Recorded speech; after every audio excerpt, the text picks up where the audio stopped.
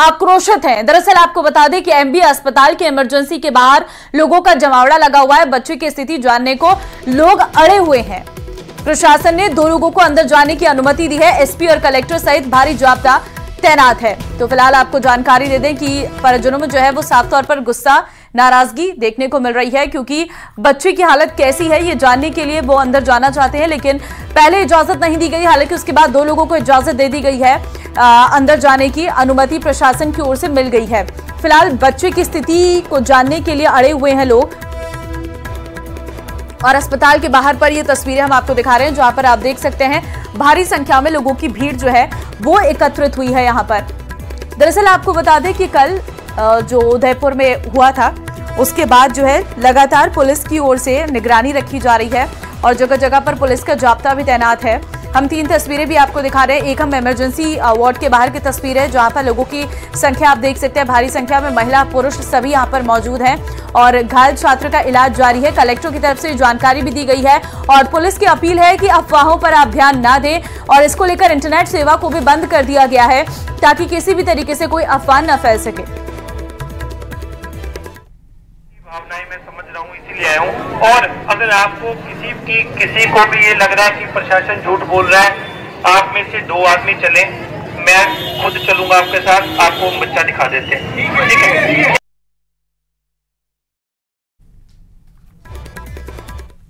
Detail में brief कर दिया, पेशेंट की जो स्थिति है आपको बता दिया। मैं बार बार सभी से आपके माध्यम से अभी कुछ देर पहले भी मैंने अपील की, किसी भी तरह की अफवाहों के ऊपर, किसी भी तरह की चीज़ों के ऊपर जो प्रश्न नहीं है, जो कंफर्म्ड नहीं है, जो किसी कंफर्म्ड सोर्सेज से आपके पास नहीं आई है, उनके ऊपर कतई विश्वास ना करें। तो सुना आपने, सबसे पहले कलेक्टर की तरफ से कहा गया है कि बच्चे की हालत सही है, आप चाहे तो 2 लोग प्रशासन की अनुमति के बाद अंदर जा सकते हैं। मैं आपके साथ बच्चे के पास चलूंगा और इसके बाद 2 लोगों को अनुमति दी गई है बच्चे की हालत जानने के लिए। संवाददाता कमलेश इस वक्त हमारे साथ है फोन लाइन पे। कमलेश, जो 2 लोगों को अंदर भेजा गया था बच्चे की स्थिति जानने के लिए, क्या वो लोग बाहर आए हैं? कैसी है बच्चे की हालत? क्या अभी भी इसी तरीके से लोगों की भीड़ जमा है? जी देखिए, बिल्कुल लोगों की हालांकि यहाँ भीड़ है, लेकिन पुलिस ने लोगों को समझाइश करके एक बार जो इकट्ठे हुए तो लोगों को थोड़ा दूर किया ताकि किसी तरह का माहौल नहीं बिगड़े। और लगातार जो कि पुलिस और प्रशासन लोगों से अपील कर रही है कि चिकित्सकों की विशेष जो टीम है वो अंदर इलाज कर रही है, पूरा अच्छे से बेहतर इलाज किया जा रहा है, ट्रीटमेंट किया जा रहा है ताकि जल्द से जल्द रिकवर किया जा सके। हालांकि लोगों की यहाँ पर जो परिवार के लोग हैं, जो घायल छात्र उसके परिवार के लोग, समाज के लोग और काफी लोग शहर के लोग भी हैं यहाँ मौजूद है, लेकिन उनको दूर दूर किया गया ताकि इमरजेंसी के बाहर किसी तरह की व्यवस्था नहीं बिगड़े।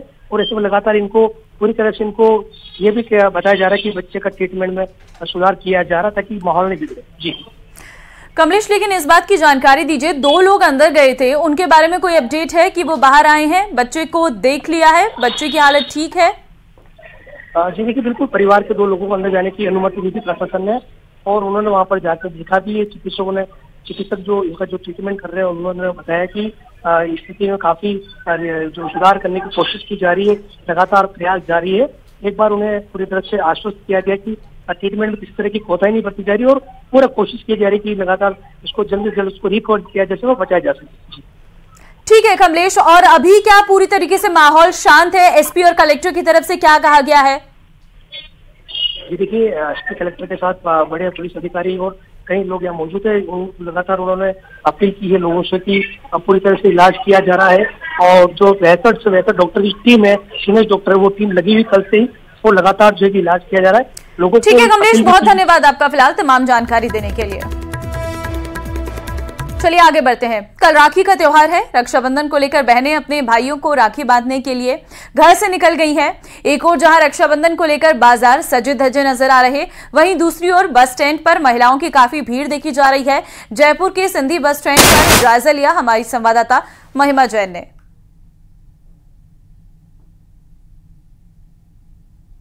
प्रदेश में रक्षाबंधन का पर्व मनाया जाएगा। ऐसे में महिलाएं अपने भाई के घर पहुंच रही है। रक्षाबंधन के पर्व को सेलिब्रेट करने के लिए सिंधी कैंप बस स्टैंड पर इस वक्त मैं मौजूद हूं, जहां बड़ी संख्या में आप देख सकते हैं यात्रीगण मौजूद है। और मैं आपको बता दूं, कल रोडवेज यानी कि राजस्थान परिवहन निगम की ओर से महिलाओं के लिए निःशुल्क यात्रा दी जाएगी। कल महिलाएं बिना टिकट लिए यानी कि निःशुल्क में यात्रा कर सकेंगी। महिलाएं यहाँ मौजूद है, उनसे हम जानेंगे। मैम, कहाँ जा रही हैं आप? कल रक्षाबंधन का पर्व है, कैसे सेलिब्रेट करेंगी? मैडम, हम भरतपुर जा रहे हैं, बहुत भीड़ है, हमको परेशानी उठानी पड़ रही है हमको। किस तरीके की परेशानी? बहुत देर से लाइन में लगी हैं? हाँ, काफी देर हो गई लाइन लगे हुए। क्या कहना चाहेंगी मैडम? कल रक्षाबंधन का पर्व है, कैसे सेलिब्रेट कर रही है? कहाँ यात्रा करने जा रही है? भरतपुर जा रहे हैं जी। कैसे त्योहार मनाने जा रहे हैं? बढ़िया जा रहे हैं त्योहार मनाने। राखी से बाजार गुलजार है और राखी की दुकानों पर भारी भीड़ महिलाओं की नजर आ रही है। कैमरामैन दिलीप चेची के साथ महिमा जैन, न्यूज़ 18।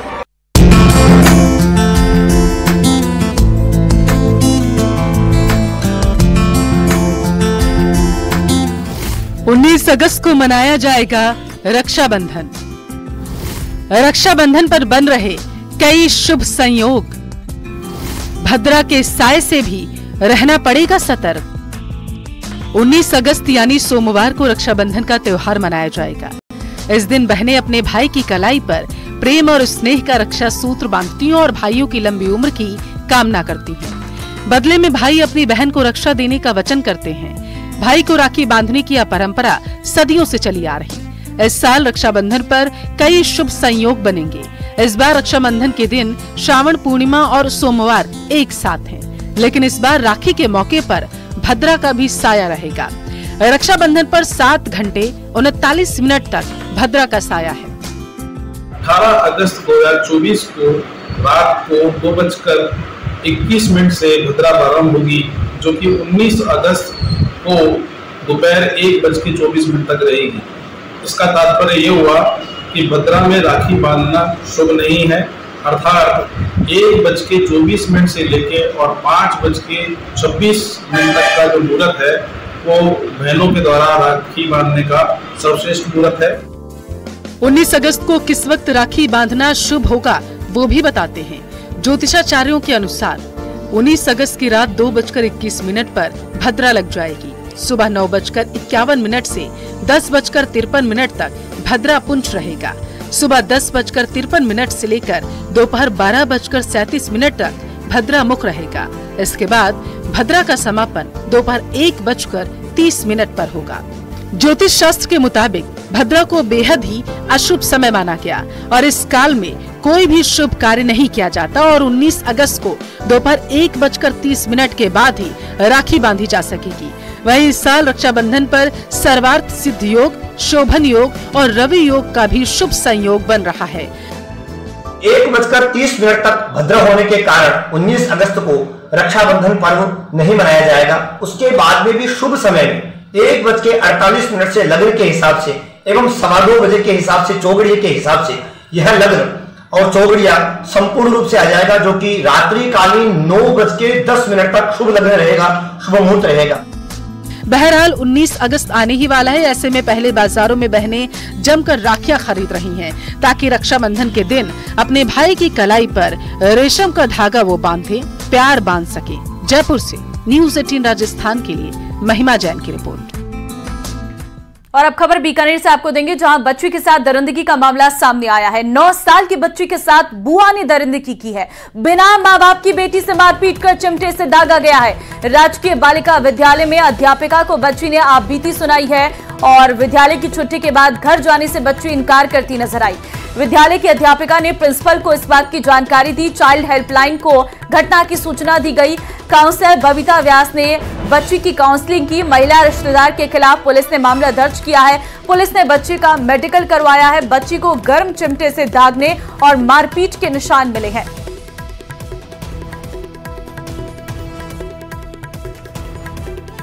बारां जिले के शाहाबाद क्षेत्र के देवरी में सिरसीपुरा तालाब की पाल टूटने से हड़कंप मच गया। देवरी कस्बे के पास स्थित इस तालाब के टूटने से भारी मात्रा में पानी कस्बे में घुसने लगा। बस्ती के निचले इलाके पानी के सैलाब की तरह बह रहा है। कई घरों में पानी घुस गया है। हालांकि मौके पर प्रशासन की टीमें पहुंची है, वहां की निचली बस्तियों को खाली करा रही है। करीब 2 किलोमीटर में फैला ये तालाब बारिश के पानी से भरा हुआ है। बीते 2 दिनों से तालाब की पाल से पानी का रिसाव हो रहा, लेकिन प्रशासन ने गंभीरता से नहीं लिया। कुछ मजदूरों से पाल पर मिट्टी डलवाई जा रही थी, लेकिन मरम्मत न होने के चलते ये सिरसीपुरा देवरी तालाब की पाल ढह गई।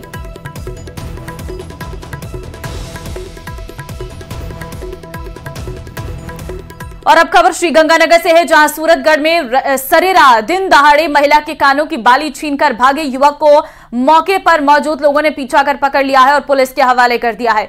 दरअसल श्रीगंगानगर के सूरतगढ़ में नशे के आदी एक युवक ने दिन दहाड़े बीच बाजार एक महिला के दोनों कानों में पहनी सोने की बालियां तोड़ दी है और मौके से भाग खड़ा हुआ। एकाएक हुई इस घटना के बाद महिला का शोर शराबा सुन आसपास के मौजूद लोगों ने युवक का पीछा किया। वहीं ट्रैफिक पुलिस भी युवक को काबू करने के लिए दौड़ पड़ी। इस युवक का काफी दूर तक पीछा करने के बाद नगर पालिका कार्यालय के पास लोगों ने पकड़ लिया और ट्रैफिक पुलिस को सौंप दिया।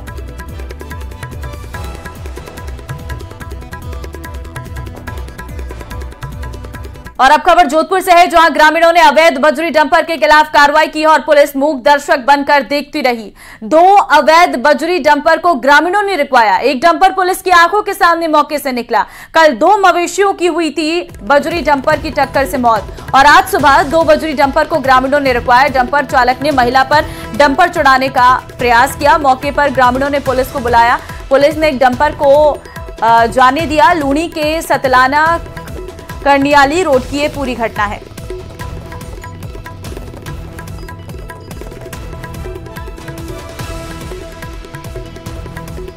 और अब खबर करौली से है, जहां लोगों ने पेयजल आपूर्ति को लेकर प्रदर्शन किया है। 10 दिनों से उससे भी अधिक समय हो गया है, पेयजल आपूर्ति बाधित है। लोगों ने करौली के पुरानी नगर पालिका क्षेत्र में प्रदर्शन किया और सड़क पर जाम लगा दिया। लोगों ने पेयजल आपूर्ति बहाल करने की मांग की है। वहीं जाम की सूचना के बाद शहर चौकी पुलिस मौके पर पहुंची है।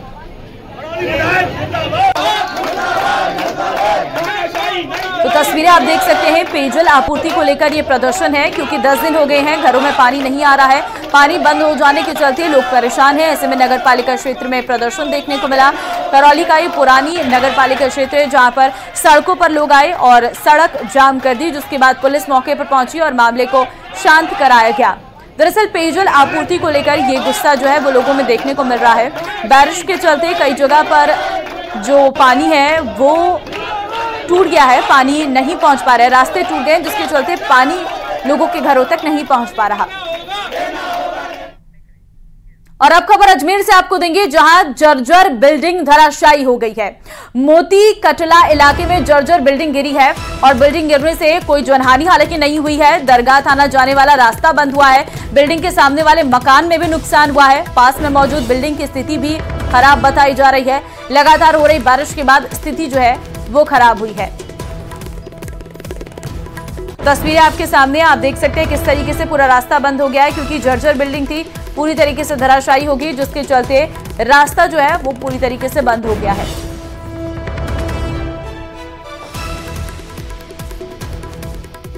और अब खबर प्रतापगढ़ से आपको देंगे, बड़ी खबर है, चलती रोडवेज बस के टायर निकले हैं। बस के पिछले दोनों टायर निकले और दरियावत के खूंता गांव के पास की यह घटना है। दरियावत से अहमदाबाद जा रही थी ये बस और बस में करीब 40 से अधिक यात्री थे। सभी सुरक्षित है। मौके पर ग्रामीणों की भीड़ इकट्ठा हो गई। तो आपको हम तस्वीरें दिखा रहे हैं, राजस्थान रोडवेज की ये बस है जिसके पीछे के 2 टायर अचानक से निकल जाते हैं। 40 से ज्यादा यात्री इसमें सवार थे। हालांकि ये मेन हाईवे पर हादसा नहीं हुआ है, जिसकी वजह से ये पूरी दुर्घटना बच गई है। फिलहाल आप देख सकते हैं किस तरीके से पीछे के दोनों टायर निकल जाते हैं।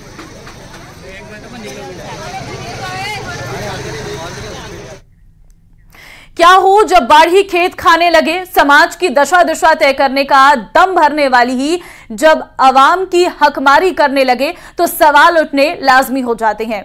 ऐसी ही आवाज आजकल डूंगरपुर में उठ रही है। यहां बीजेपी नेताओं पर रिश्तेदारों को नौकरी दिलाने का आरोप है। ये रिपोर्ट देखिए।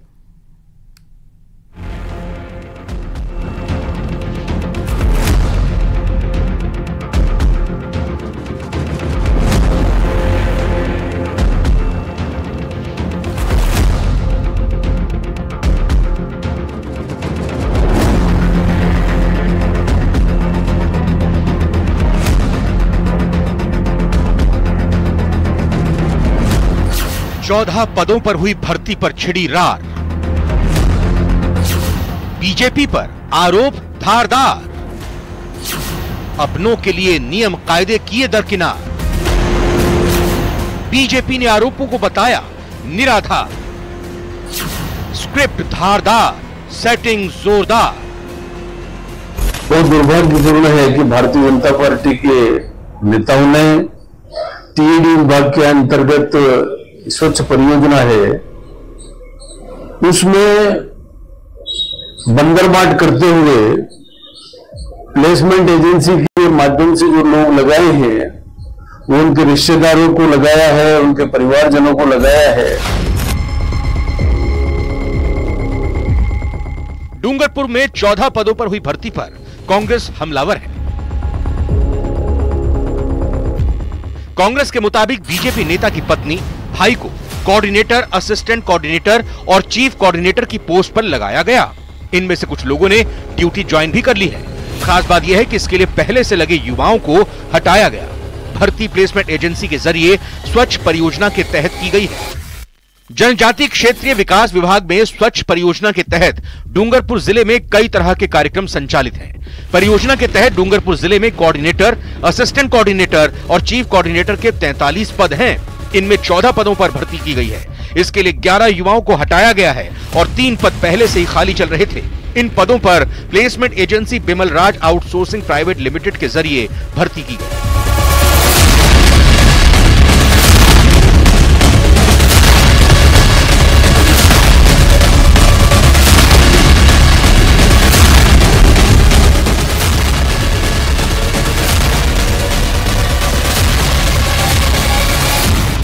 डूंगरपुर के बीजेपी जिलाध्यक्ष हरीश पाटीदार की पत्नी गायत्री पाटीदार को चीफ कोऑर्डिनेटर की पोस्ट पर लगाया गया है।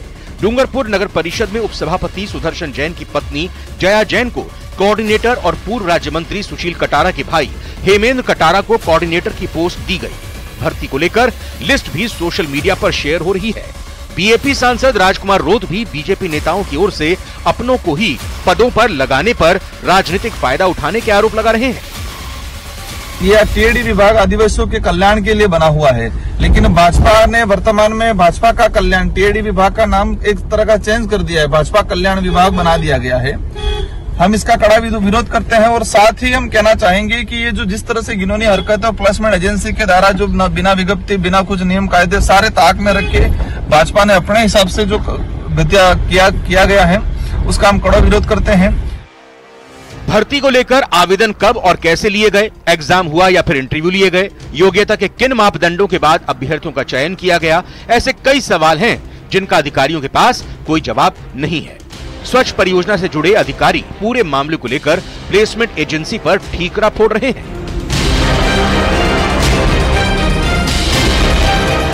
प्लेसमेंट एजेंसी से आदेश प्राप्त हुआ, एक लेटर प्राप्त हुआ है जिसमें कुछ लोगों को उनके द्वारा लगाया गया, कुछ लोगों को हटाया गया। इसके बारे में मुझे जानकारी नहीं है। इस कार्य में से कोई गतिविधि नहीं की गई है, प्लेसमेंट एजेंसी ने किया है। एक तरफ जहां बीएपी और कांग्रेस बीजेपी को कटघरे में खड़ा कर रही है, वहीं बीजेपी के सुशील कटारा दोनों दलों को मामले की जांच कराने की खुली चुनौती दे रहे हैं। प्लेसमेंट एजेंसी से कई लोग हर विभागों में प्लेसमेंट एजेंसी अपना काम करती है, जिसमें गवर्नमेंट का टीएडी विभाग का यानी किसी विभाग का जो प्लेसमेंट एजेंसी से काम होता है वो प्लेसमेंट एजेंसी स्वतंत्र है कभी किसी को लेना करना। पर इस प्रकार के आरोप लगा के नेताओं को बदनाम करना ये विपक्ष ने चाल करके किया है, तो निश्चित रूप से इसकी जांच हो जाए। बागड़ के बेरोजगार आहत हैं, जबकि भर्ती पर सियासी आरोप प्रत्यारोप तेज होता जा रहा है। ऐसे में सवाल यह है कि क्या इस मामले की जांच होगी और नियम कायदे के मुताबिक भर्ती की प्रक्रिया नए सिरे से दोबारा शुरू होगी। सवाल कई है, लेकिन ये तमाम सवाल सियासत के नक्कार खाने में तूती की आवाज साबित हो रहे हैं। न्यूज़ 18 राजस्थान के लिए डूंगरपुर से जयेश पवार की रिपोर्ट।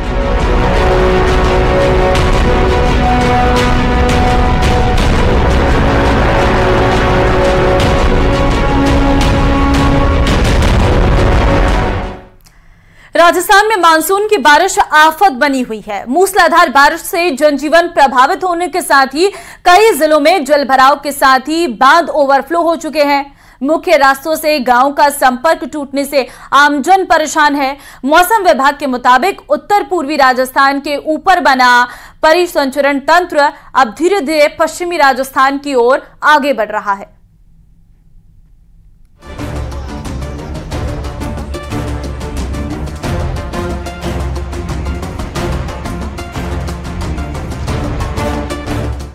बारिश के बाद जानलेवा हालात, निचली बस्तियों में भरा पानी, बिजली गुल, खाने के पड़े लाले, हालात खराब, बीमारी रही पैर पसार।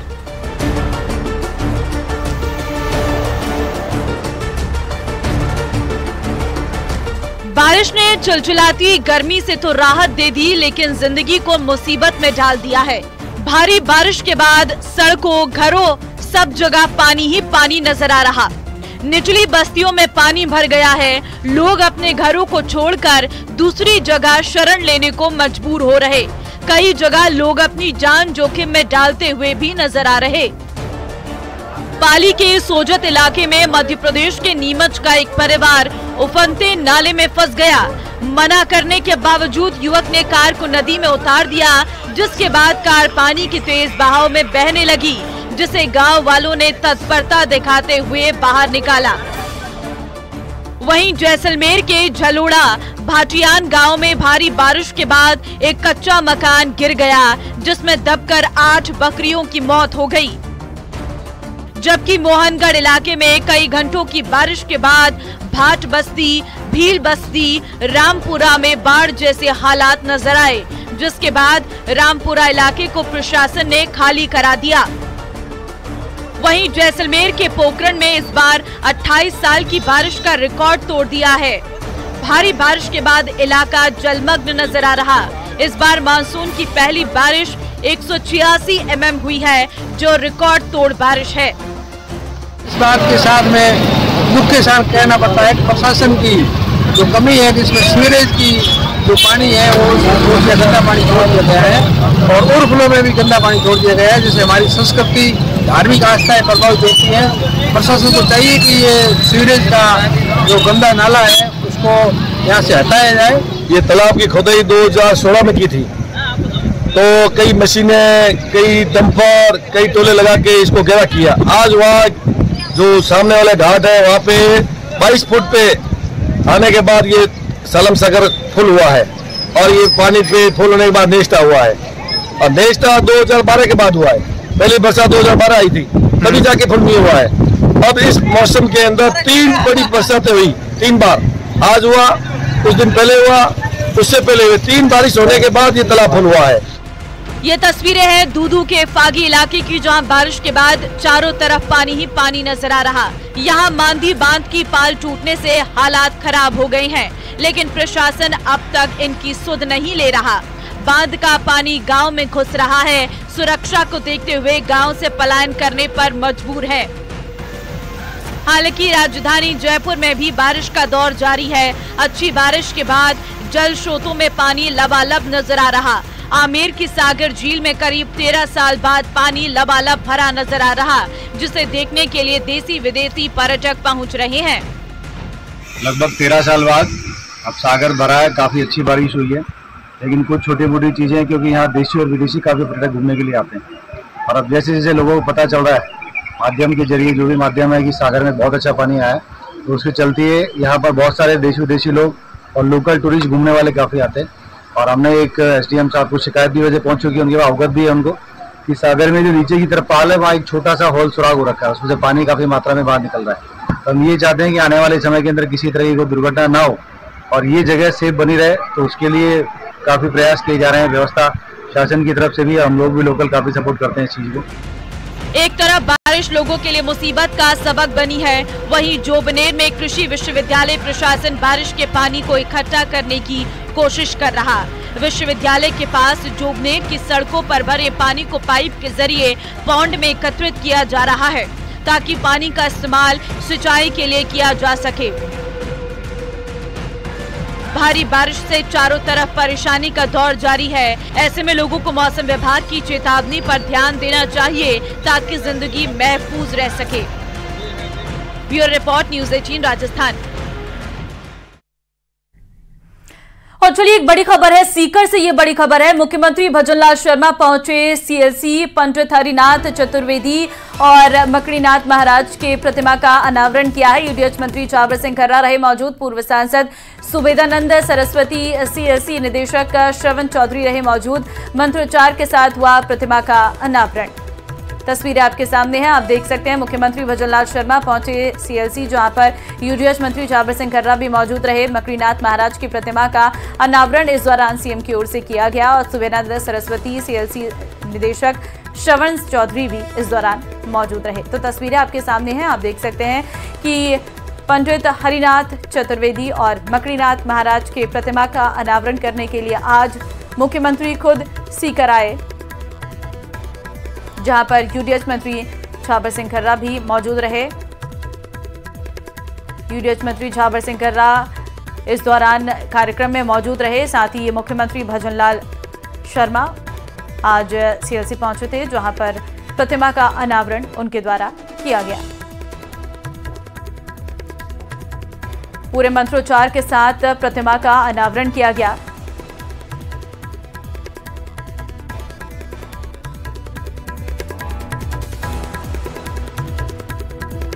और चलिए इस बुलेटिन में फिलहाल के लिए बस इतना ही। आगे आप देखिए खबर दोपहर में तमाम खबरें। नमस्कार।